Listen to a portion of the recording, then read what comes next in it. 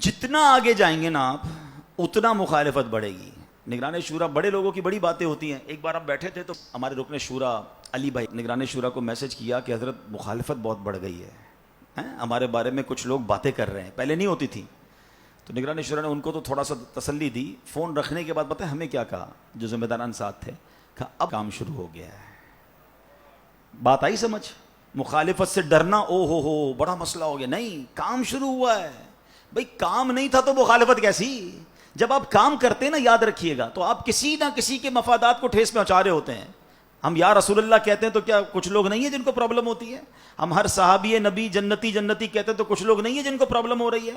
ہم محمد مصطفیٰ صلی اللہ تعالی وسلم سب سے آخری نبی کہتے ہیں تو کچھ لوگ نہیں ہیں جن کو پرابلم ہو رہی ہے؟ آپ مسجدیں بنائی چلے جا رہے ہیں، رکی نہیں رہے تو کچھ لوگ نہیں ہیں جن کو پرابلم ہو رہی ہے؟ آپ غیر مسلموں کو مسلمان کر رہے ہیں تو کچھ لوگ نہیں ہیں جن کو پرابلم، وہ سارے خاموش بیٹھیں گے؟ کچھ نہ کچھ نیا لے کر آئیں گے، کچھ نہ کچھ باتیں لے کر آئیں گے کہ آپ اپنے کوس سے ہٹیں، آپ اپنے مقصد سے ہٹیں. ان کی چاہت ہی یہی ہے کہ یار یہ کسی طرح کاروان رکے تو صحیح ہے، چلی جا رہا ہے، سنتے ہی نہیں ہماری، جواب بھی نہیں دیتے ہم کو. ہاں، یہ سب سے بڑا مخالف کو جواب یہ ہے کہ آپ اس کو جواب ہی نہ دیں. وہ بندہ پریشان ہو جاتا ہے کہ یار اتنا بول رہا ہوں، چلی جا رہے ہیں، یہ ماتھے پر شکن نہیں ہے، کوئی مسئلہ ہی نہیں ہے.